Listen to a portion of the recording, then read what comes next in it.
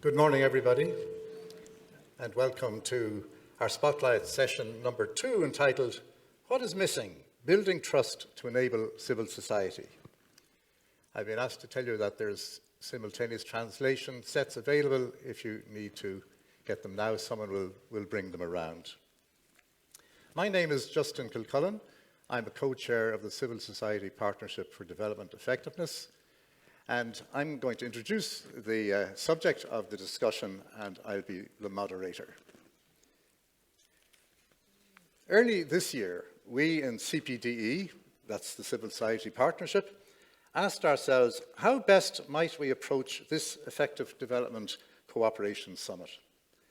We have been conscious of the fact that with the passing of each high-level meeting since Busan, where a firm commitment was made to enabling civil society as an autonomous development actor to fully contribute to development, the enabling environment to do so has continued to shrink rather than to expand. In Busan 10 years ago, the then US Secretary of State Hillary Clinton pointed out that 60 countries had introduced legislation limiting the activities of civil society, both individuals and their organizations. Now, Civicus has documented that 6 of every 7 citizens live in countries where civil society is constrained. It seemed to us that coming to Geneva and continuing to cry foul and demanding our rights as citizens' organizations was unlikely to improve the situation. So we asked ourselves, what might an alternative approach be? What is it that prevents stakeholders, particularly governments, who are the duty bearers, from delivering on commitments that are not only made, but regularly reaffirmed? We asked, can we trust them to do so in the future? And then we asked, do they trust us to deliver on our commitments, best illustrated in the Istanbul Principles for CSO Development Effectiveness? This was our aha moment. We resolved to explore this issue further and bring our conclusions to this summit, to approach a seemingly intractable problem in a fresh way.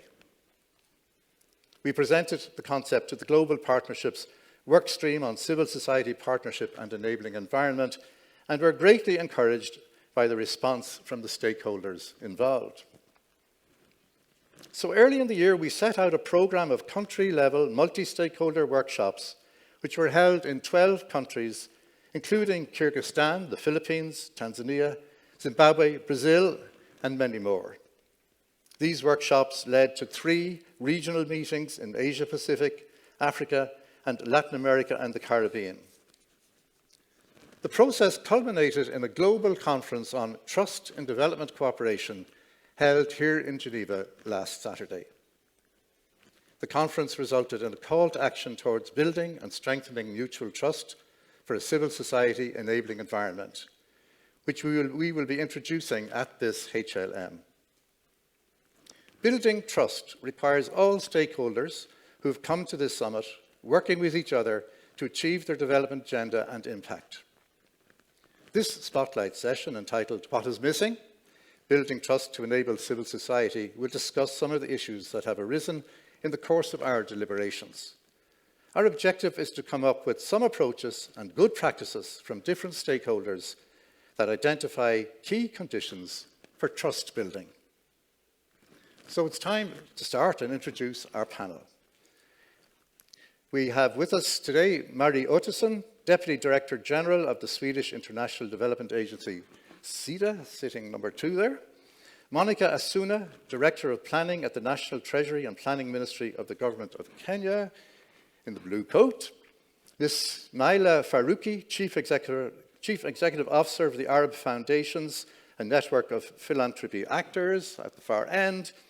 And at this end, we have Annabelle Cruz, Director of the Institute for Communications and Development in Uruguay and Coordinator of the Regional Initiative Randir Cuentas. At the conclusion of the discussion, I will invite Vitalis Meja, the non-executive co-chair of the Global Partnership, to share his takeaways from this session. And just to say that there are more detailed biographies in your programme for the conference.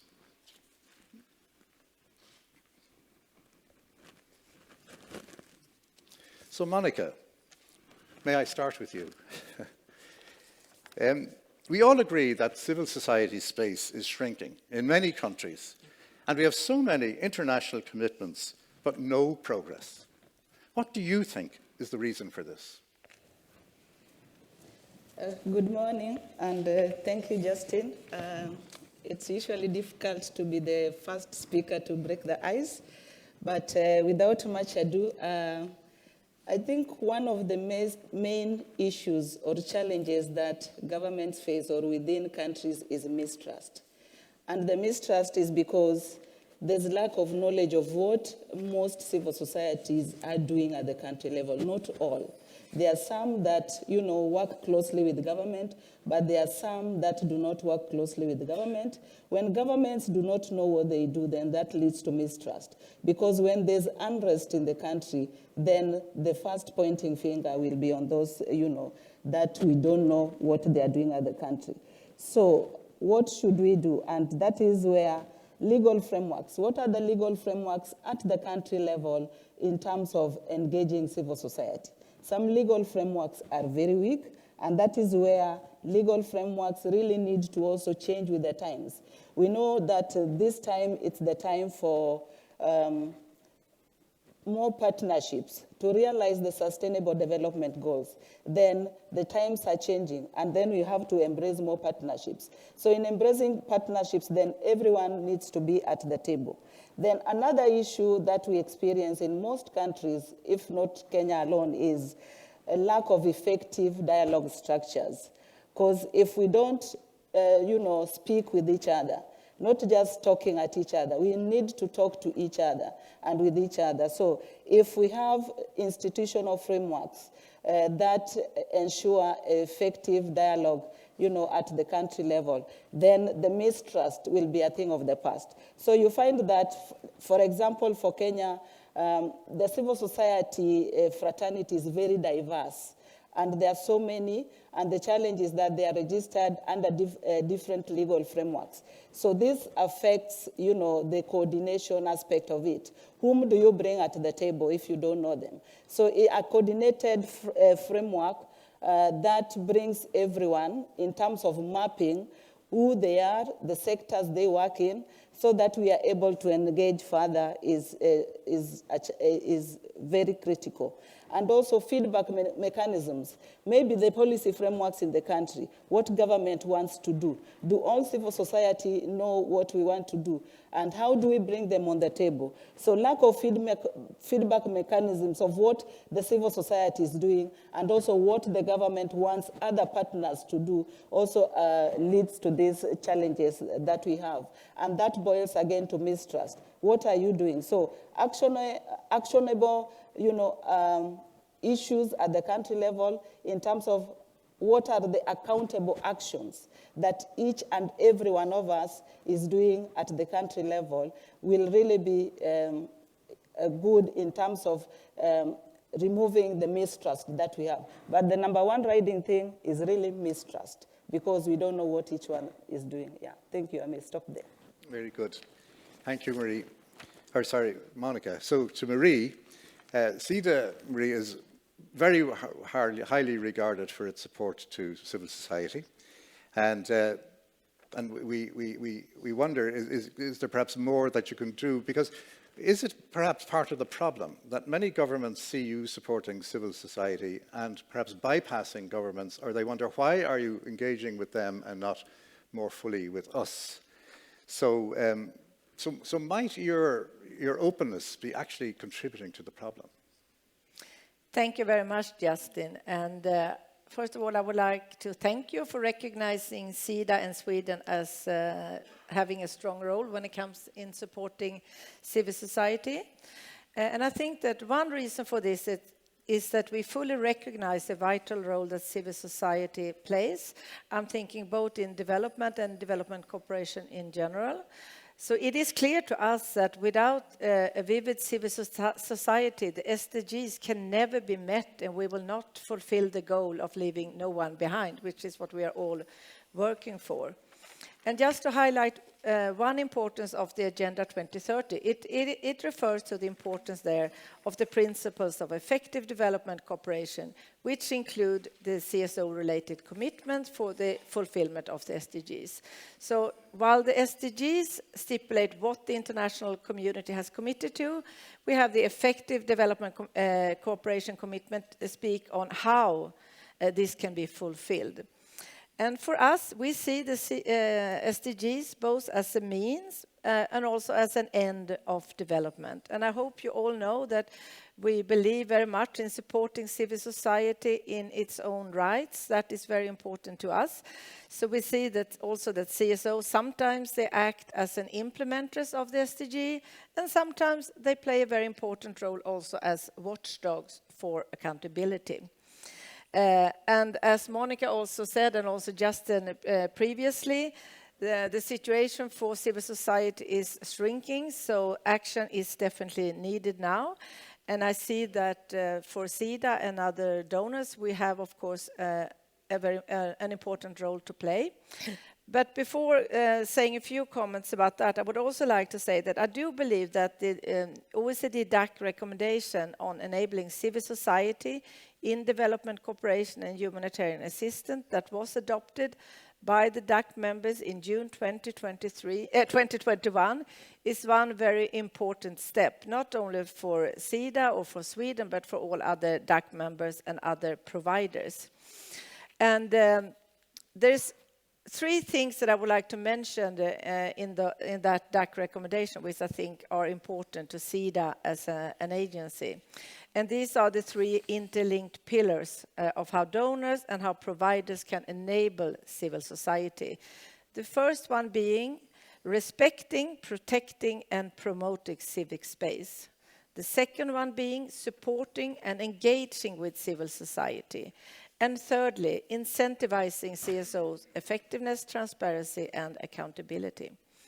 And then we also heard Monica talking about the mistrust and how to build trust.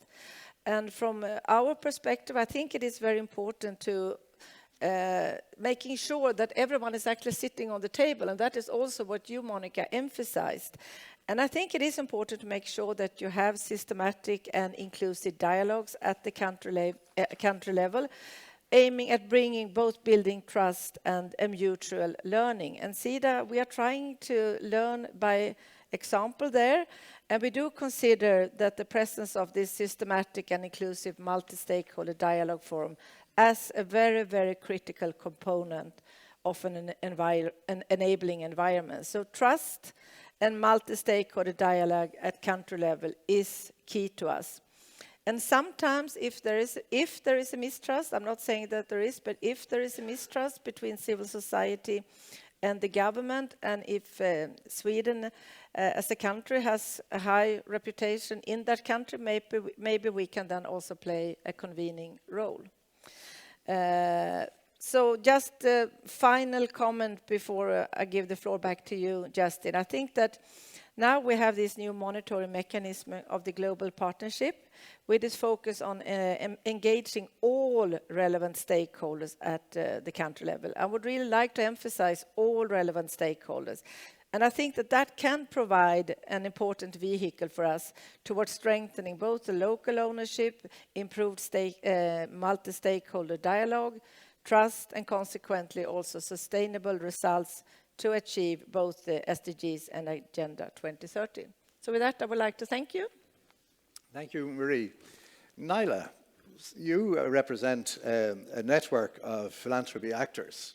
So you're neither a kind of official donor, nor are you civil society, but you must engage in these issues and see them. How do you see perhaps what the problem is here about trust in the whole process? Thank you, Justin. Good morning, everyone. So, I represent a forum, and a membership-based forum of philanthropy actors working across the 22-country Arab region. And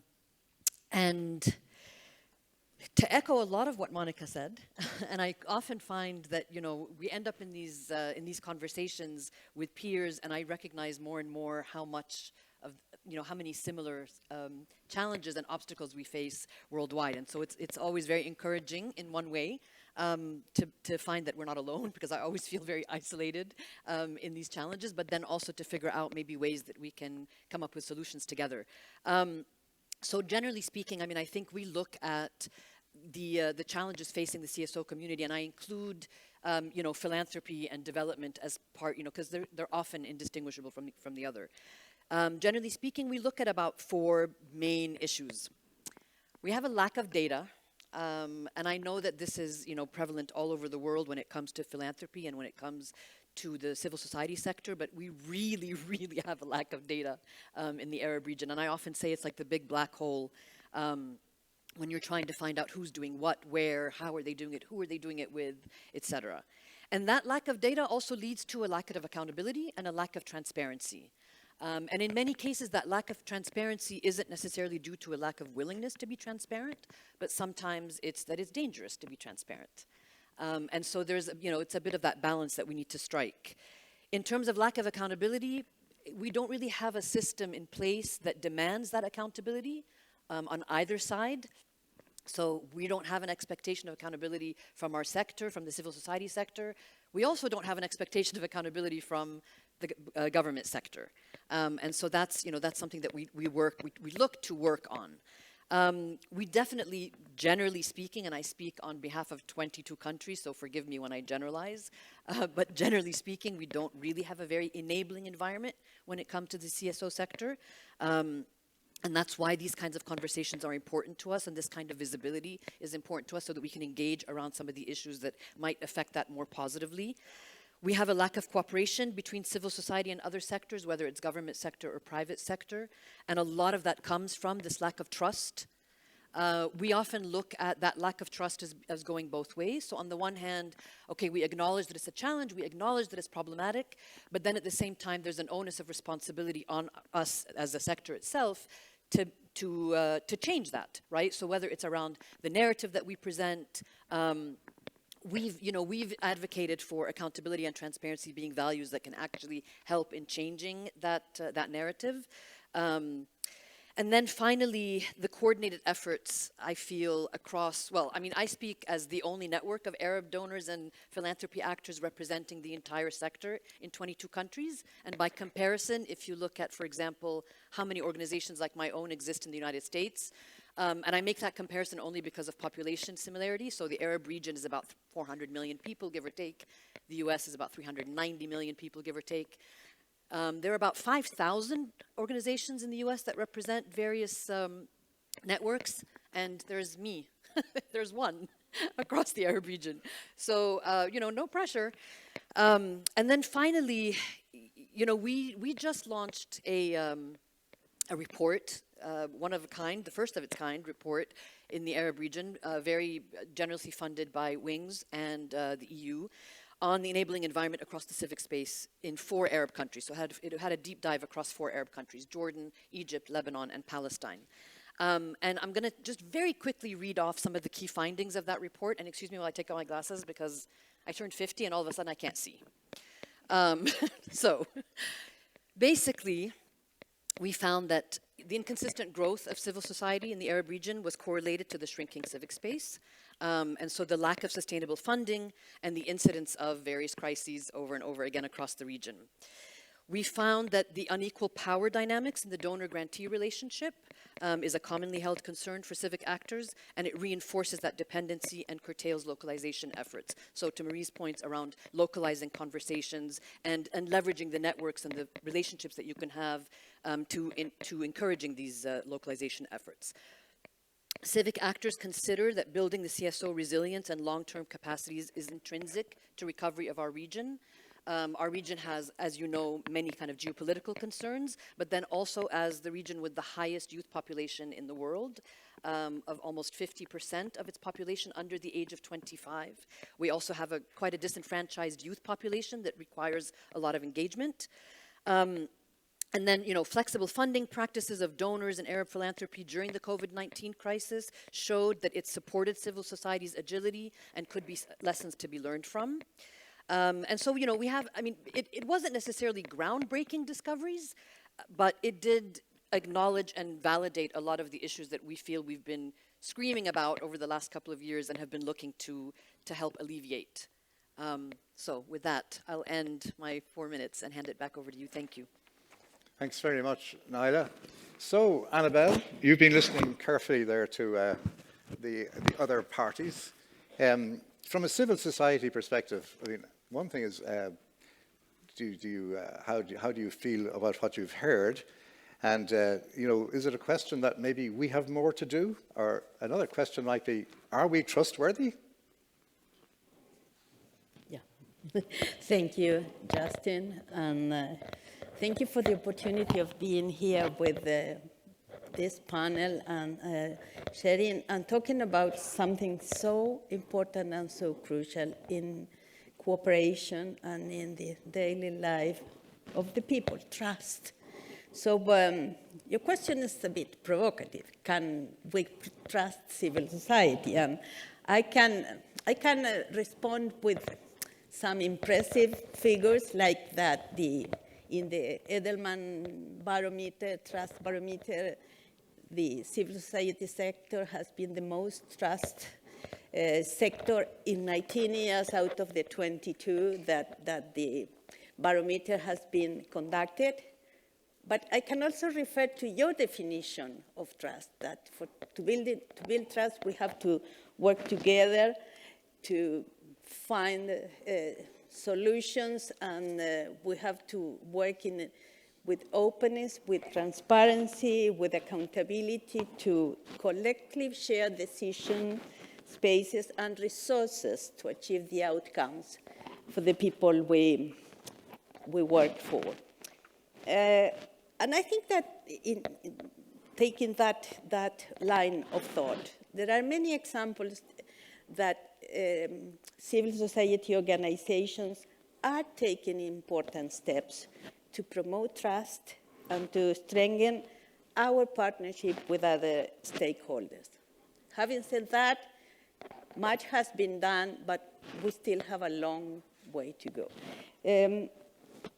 In terms of transparency and accountability, we feel that civil society organizations are experiencing a paradigm shift from considering accountability the responsibility to external actors, mainly to donors and to national governments, to a paradigm which is more to be accountable to the people we work with, and to be based in permanent dialogue, so a more dynamic and not static accountability. So organizations are working in this paradigm, believing that if people can exercise power and also hold us, organizations, to account for the commitments we make, there will be more opportunities to transform local outcomes, national, regional, and also at international level. And there are several trust-building initiatives, some led by civil society, others led by international actors. I want to mention the Global Standard for CSO Accountability is a standard adopted by networks and organizations from around the world. It's a voluntary self-regulation platform based on aspirational commitment. It's not about a picture of what I did with the resources, with the financial resources, but about the commitments for social justice, gender equity, and questions like that. This is one trust-building initiative. The other one I would like to mention is the one, Marie, you spoke very well about, is the OECD DAC recommendation for enabling civil society in international cooperation and humanitarian assistance. Behind that recommendation, there is a belief that strong, independent, accountable, diverse civil society are one of the most important factors for development, for preventing shrinking of civic space, And accountability is not an end in itself, but a way to strengthen organizations and to protect us from shrinking civic spaces. Another also trust-building initiative is another partnership, the Open Government Partnership, created 10. There's a problem with the speaker's microphone. The purpose of giving civil society a seat, in equal footing seat, to do our advocacy work. So there is hope.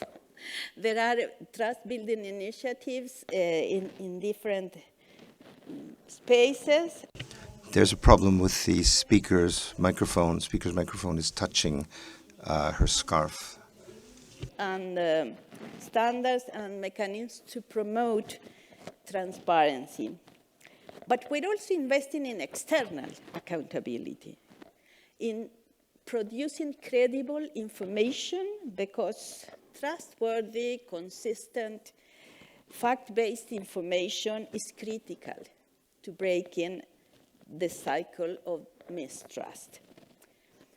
Civil society organizations are being, but should be more willing to be held accountable by the people we work for and we work with.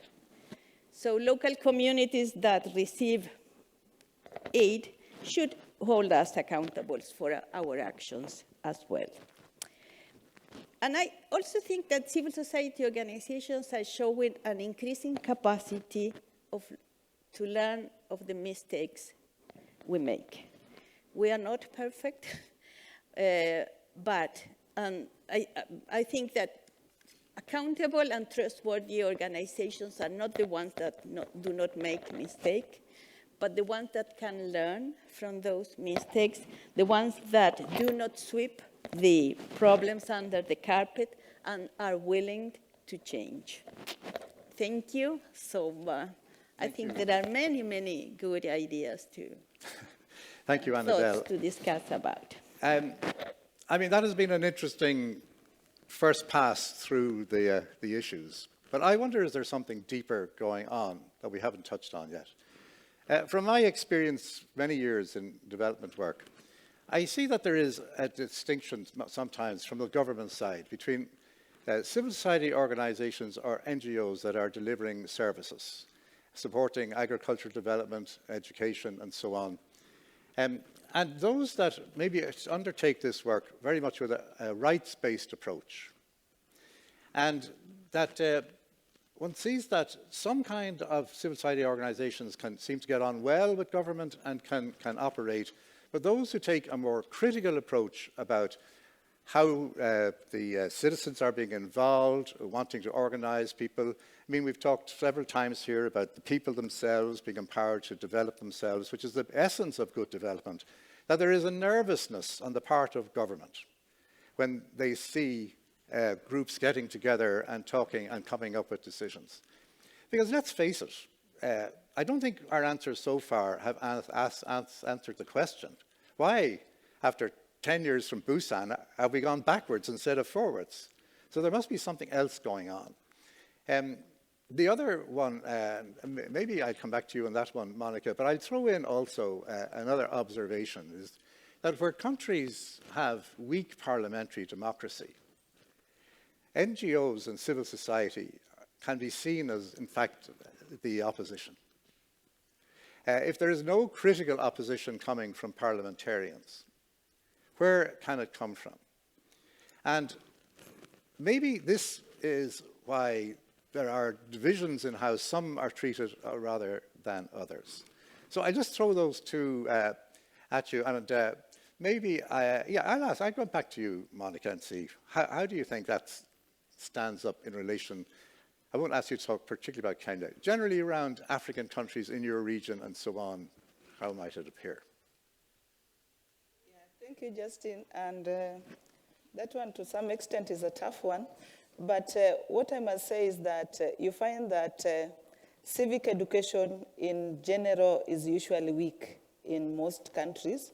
So where civic education is weak and citizens do not know their rights, that's where you find civil society will step in.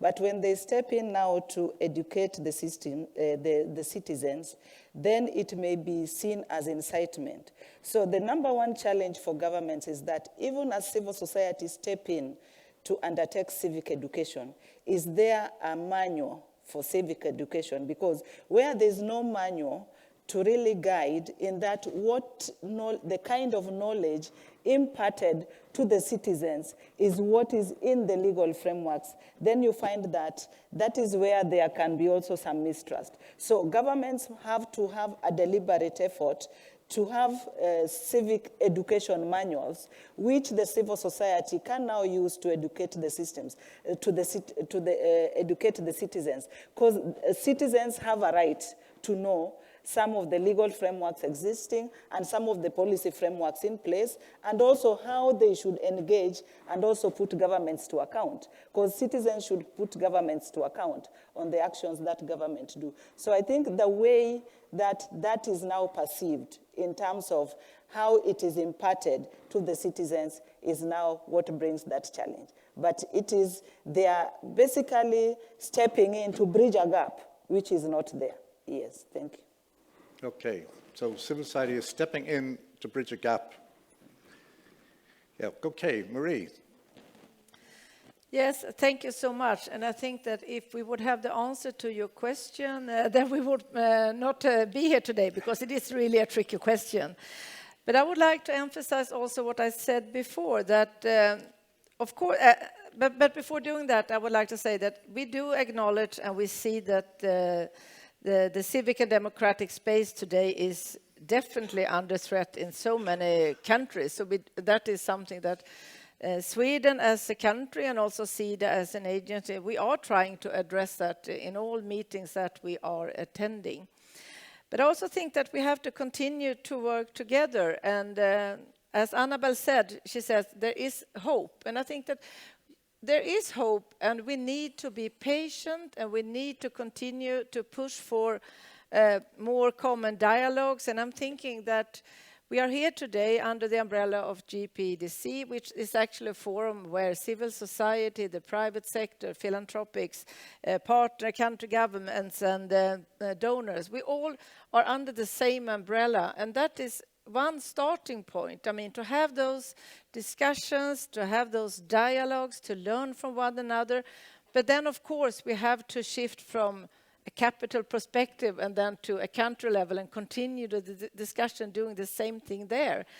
But I think that by learning from each other, and maybe if we can have some good example, that can also be something positive, because we also need something on the positive side. Now it's been for so many years that the shrinking space is just, the situation is just getting worse and worse.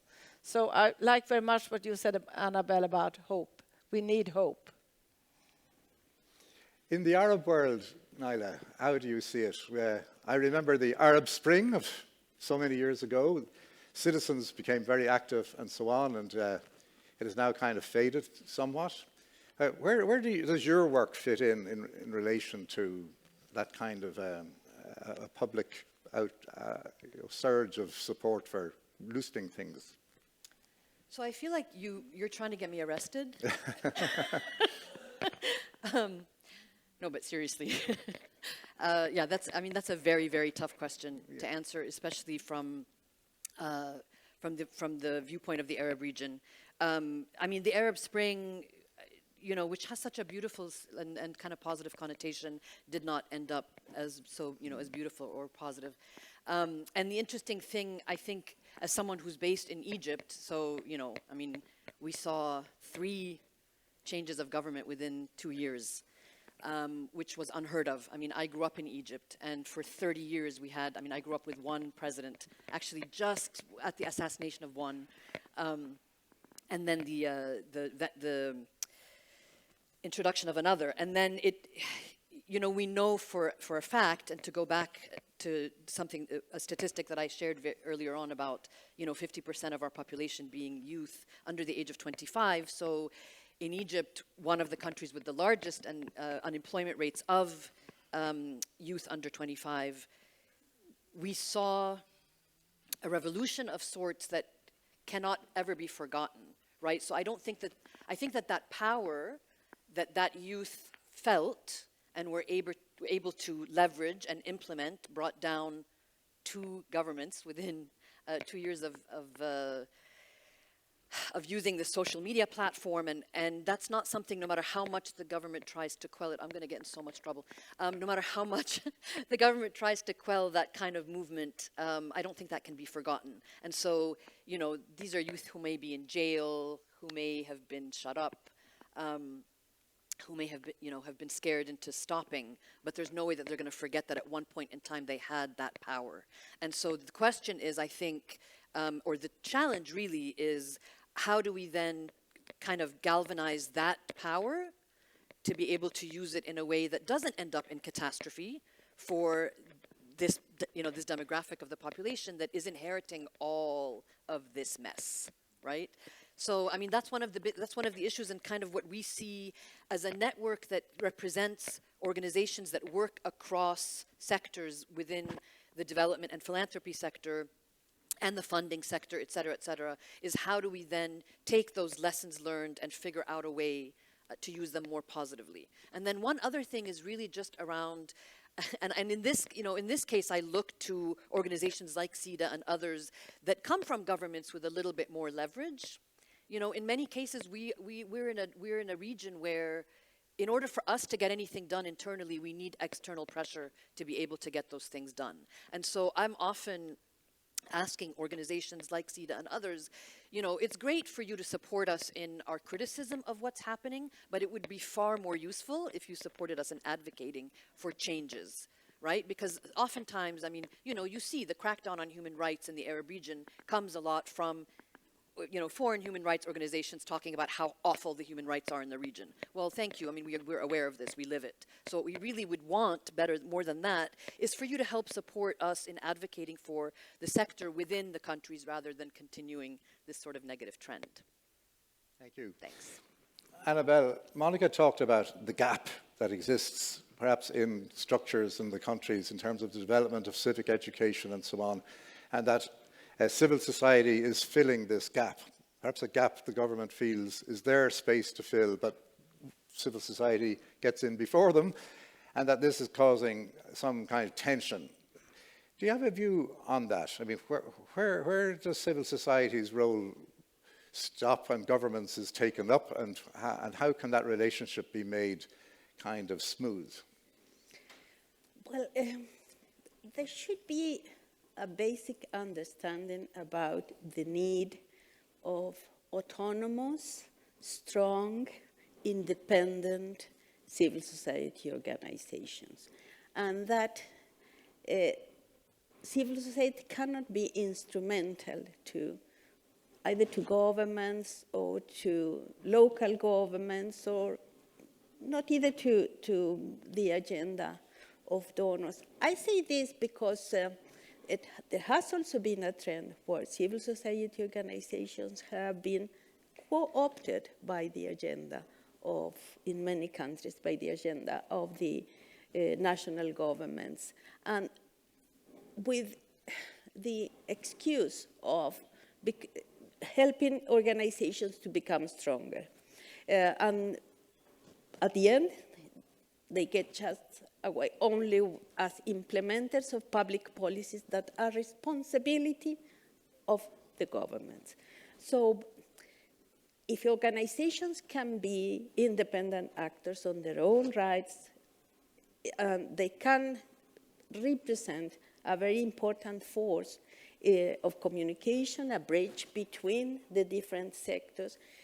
But I think that there are conditions that we have to respect, and we expect to be respected. In this sense, I also like what has been said about support for our advocacy work, support for positive change, support for civil society organizations able to present proposals and not only demands. Okay, they are also demands, but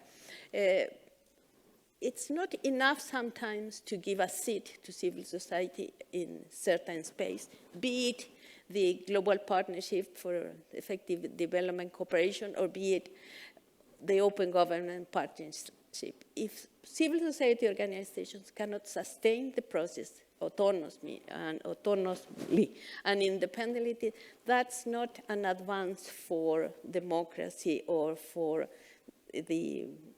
accountability. So I think that could be an important step forward. Very good. We're going to move to our final questions in a minute, but I have one other issue came up, which I thought was interesting. Marie, you mentioned the convening power of CEDA.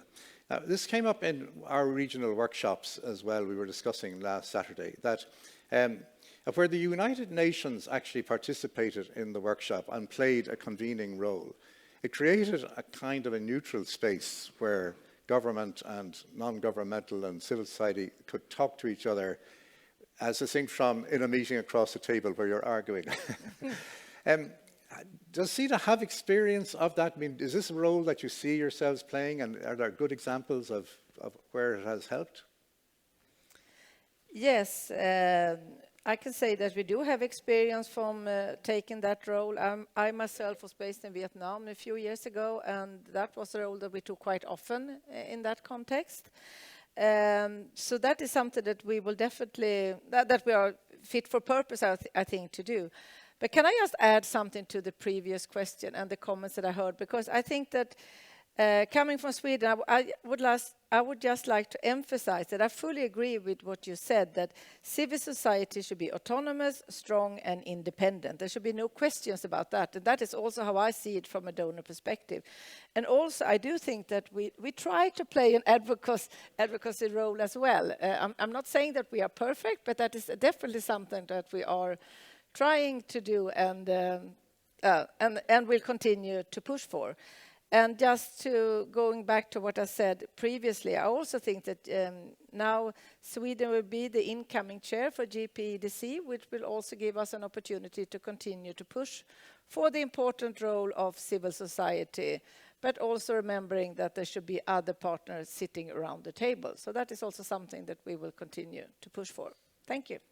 And Naila, as philanthropists do occupy this kind of neutral space in a sense, do you see in your work, is there an attempt to work on kind of the civic aspects of it besides just the maybe projects that are delivering health or education, welfare? Is there another aspect of your work that touches on this issue? Yeah, although I would say, I mean, I don't know that I necessarily agree that philanthropists, at least in our context, are neutral. Right, because I think philanthropy in our context is very much politicized. And one of the things that we're, often kind of fighting against is this idea that we feel like in the Arab region, and again, I'm aware of the generalization, but I really can almost not come up with one example where this isn't the case. But, we've sort of taken the N out of the NGO. So like back to Annabelle's point about the autonomy and empowerment of civil society as a standalone sector is really a beautiful ideal, and it sounds lovely in theory, but we have yet to see it happen in practice in any kind of effective way. So I'm not sure that I would say that philanthropy is necessarily neutral, but one of the things that, it's not necessarily directly related to the enabling environment or furthering the enabling environment of the civic space, but one of the surprises and interesting outcomes of COP27 and COP28, both taking place in the Arab region, is that there was this sudden awareness by Arab philanthropy that, oh, A, we're not at the table, and B, none of us work on climate. And everyone was like, we better start. And so as a network, we started to think about ways that we could engage. Number one, we wanted a presence. We wanted to have a real presence at COP. So it was a very quick kind of, fumble to the end line to try to get representation. And one of the ways that we found that was the most enabling of those conversations was, rather than coming at the Arab civil society space saying, we're all going to die and the climate crisis is upon us and it's doom, was more to say, you don't have to do anything new or differently, but it would be interesting to look at the programs you already have in place and how everything we're doing in this sector is related to climate, for example. So I could see that kind of correlation happening across other issues. So, when we talk about democracy and the empowerment of democratic principles, et cetera, even issues around accountability and transparency, for my region, and I would suspect, you know, Monica would probably say that in Kenya and around other parts of Africa that's also similar, that's not neutral. I mean, I don't say democracy and empowerment in certain countries that I work in. I don't talk about advocacy as one of our principles. I talk about, you know, talking about policy and let's have conversations and cross-cultural and cross... Right, let alone human, oh my God, no, human rights, what, please. Anyway. Okay, so I just want to pick up on one or two others, then we go to the final question. We talked earlier about signs of hope. I was just wondering, in the Kenyan situation, Monica, was COVID and the response to COVID something that brought all actors together, given this was a common enemy and needed to be sorted out? Has that helped at all, and has it helped to create a different environment post-COVID? Okay, thank you. During COVID, what I can say for Kenya is that the civil society were left out. So in terms of that framework on mitigation, so they were left out. The private sector was highly involved, and yet they delivered a lot also in terms of mitigation and bringing in all those resources that they had to really mitigate, in terms of even educating the grassroots communities on how they should respond. All these issues we know about washing hands, wearing masks, and all that. And also, you know, some, they just believed this is just maybe a curse or something. So even telling them it's not a curse, this is something which is real, and we have to work towards it. So what we are doing in terms of that, we have now, from a workshop that was held in Kenya in 2019, supported by SIDA through the task team on CSO development effectiveness, one of the key major outcomes of that was a CSO partnership framework. So we have a draft CSO partnership framework in place right now.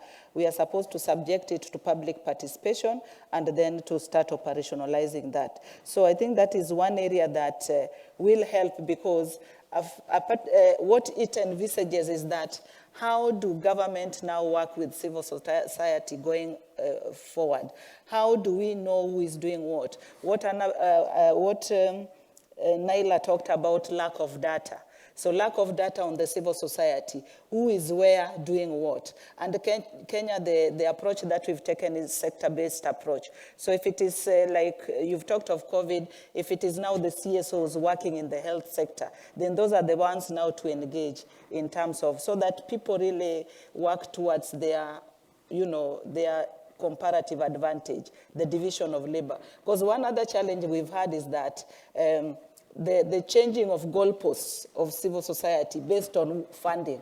And Naila talked about also lack of sustainable funding. So where there's funding, like right now it's climate change, it will not be like a surprise if some civil society now change to climate change, because they are looking after funding. But if funding was sustainable in terms of their main objective in which they are formed, then they'll stick to where they are. So mapping that within governments will be easy, because you know whom to work with in each and every sector. So we anticipate that framework will help us know how to engage, because also in terms of independence, and something that civil society talked about, independence vis-a-vis self-regulation, then demonstrating to government that self-regulation of civil society will also work, because that is something that also in most countries, and especially in Kenya, it has not been seen like self-regulation of civil society as, you know, led to some results. So a demonstration of that, so that in the independence, as independent actors, and if you are able to demonstrate that you can self-regulate and also work within the necessary legal frameworks, then that is something that will be an added plus and will build to the trust. Very good. Thank you, Monica. And you've answered your last question with that answer as well, which is the last question was to name one concrete action out of this discussion or out of your experience which would help to resolve this difficulty. And I think you've given a very articulate answer there. So, Marie, can you give us your parting shot? Do this and all will be well. No, but I think that it's important also, being a donor, that we reflect on the funding that we provide to civil society and to have a good dialogue with civil society. Is our funding actually reinforcing, or might it actually be undermining civil society's ability to operate in a demand-driven and context-relevant way? We, of course, when we provide funding, we always do it with good intentions, but we don't know the context as well as you do. So I think it's important that we continue to have dialogues with you, and it's very important that you continue to give us feedback.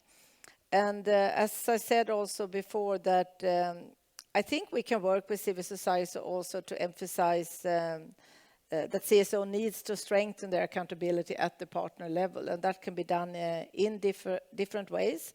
And that is something that we can do also with the partner governments. So we can also, as I said before, provide a counterweight to inappropriate civic space restriction, which regretfully is the situation nowadays. But as I would just like to emphasize once again that we do see from a Swedish perspective that civil society plays a very, very important role, and no one can replace that role, but we also need the others around the table. So let's continue working together and push for it. Thank you. Thank you. Naila?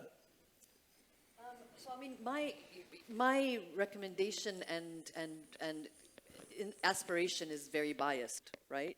But really, it's about recognizing the power and the effectiveness of networks. And from a funder perspective and from a sector perspective, because networks have the ability to be rather flexible. We're sector agnostic in a way, so we can represent a wide variety of different needs and challenges. And we can come to the table in a way that may not be as combative if you're coming from one specific angle. And then also we represent a wide variety of different actors. And so in a way we can bring many, many voices much more effectively. So yeah, the sustainability of networks and the recognition of their power and importance, I think, is key. Good. Annabelle? I think my recommendation is also very biased. But my friends here, I think that I want to support many of the points that they raised, Monica, about acknowledging self-regulation and voluntary measures of civil society organizations, support to their independent role, but in cooperation with others, networking. So I think national and international actors have also some tools and instruments to make all these recommendations more concrete. I think that the implementation of the DAC recommendation can really help and can imply steps forward in enabling civil society and also in defending civic space, liberties, and also funding and support for civil society. So I think we have if we have the political willingness and we have some instruments and tools, we should do it. Thank you. Very good. And I think actually, just reflecting on it, I think trust actually is at the heart of a lot, if not most of what has been said there. So it's this elusive thing. My head is spinning at the moment now, so in terms of trying to sum up, I'm delighted to say that we have had a careful auditor over there, Vitalis Meja, who is the non-executive co-chair of the Global Partnership, and he's going to give us his reflections on what he has just heard. Meja.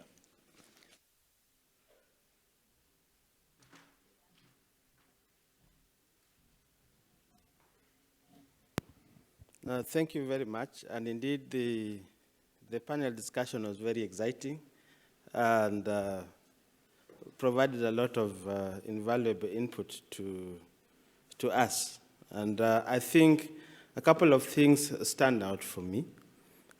First is the need or the acknowledgement that there is a problem and the reasons why those problems exist. I think they are both political, structural, some of them are cultural, and there are things that we need to deal with. And I think from what we've heard, there is a desire to do that. And I think that's very positive, coming from both development partners and the partner country side. And secondly, is really acknowledging the important role of civil society. And I think that is why we are here, because we see civil society, and including foundations, as very important actors in development, in their own rights, as Annabel Cruz said. And coming from what you just said around the issue of trust, I think the notion of deliberately building trust should indeed be a focus of each and every one of us from all the sectors.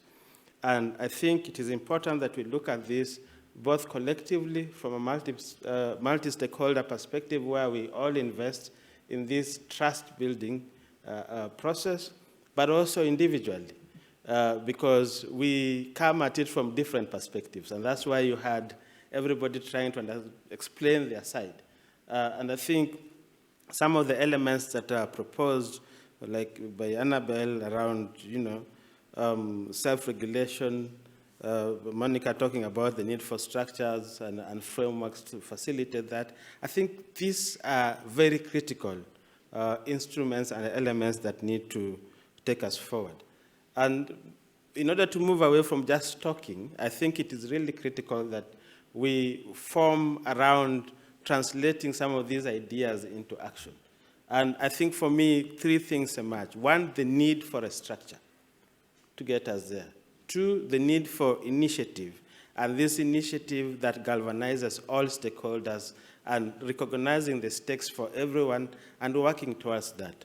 And that is why we are thinking that based on these discussions and others that we've exchanged upon, that we need to come out of this summit with a clear structure, a proposal on a structure that will work on trust initiatives for purposes of addressing civic space, so that it's not just about pointing fingers that you are not doing this, you are not doing this. We start from we need to work towards it, and the basic thing is to ask each other, am I doing things wrongly?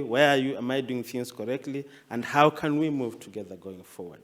So for me, I think a platform of that nature that tries to look at the global aspects of issues, but because we know a lot of action is going to take place at the country level, that if at the country level we start working on trust initiative that is multi-stakeholder, I think that can really lead to some behavior change at the local level, but also cascade that into some experience learning at the global level so that people in the Middle East, Africa, Europe, we can share a lot and really see how we strengthen this struggle that we have on addressing enabling environment. I thank you very much, Mr. Chair.